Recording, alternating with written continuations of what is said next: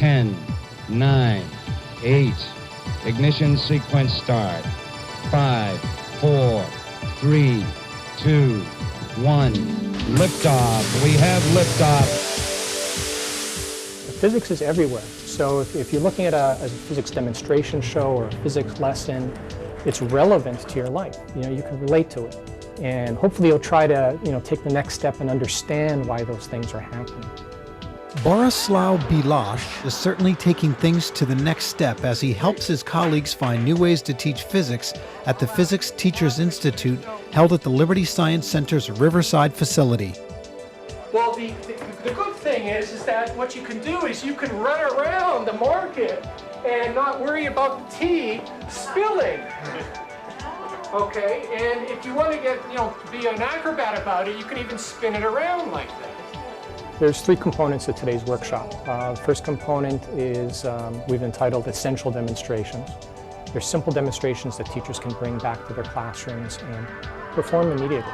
The second part we call Physics on the Cheap, and they're demonstration tools or laboratory tools that we've been able to put together using supplies purchased at places like dollar stores or some of the local markets.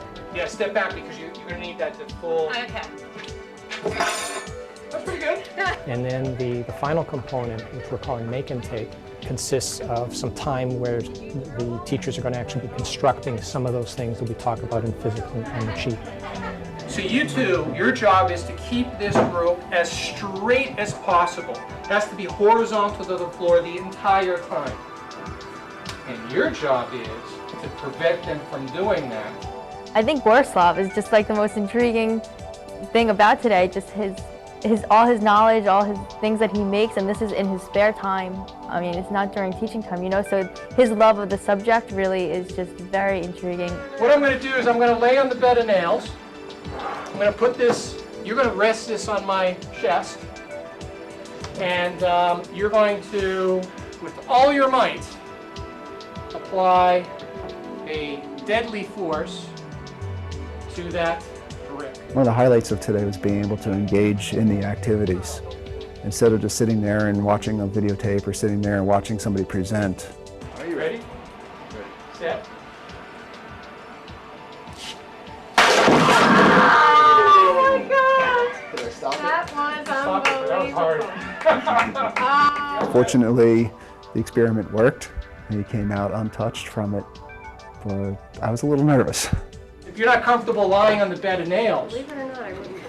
okay, and just take a balloon, and I leave this on my desk, and kids play around with it, and the kids will just pile the weights on top.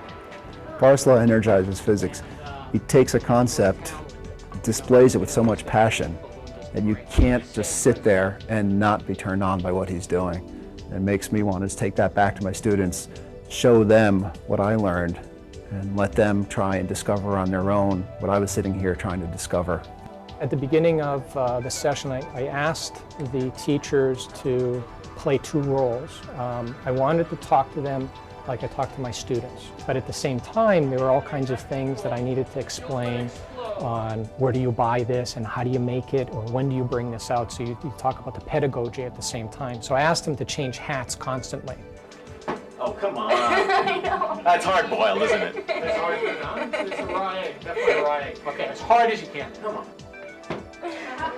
And I've never had a student who's actually hit the bed sheet actually break the egg. What is this related to in real life? Oh, we know it's impulse. The physics book says impulse. But in real life, airbags, yeah, airbags definitely. That's how airbags work.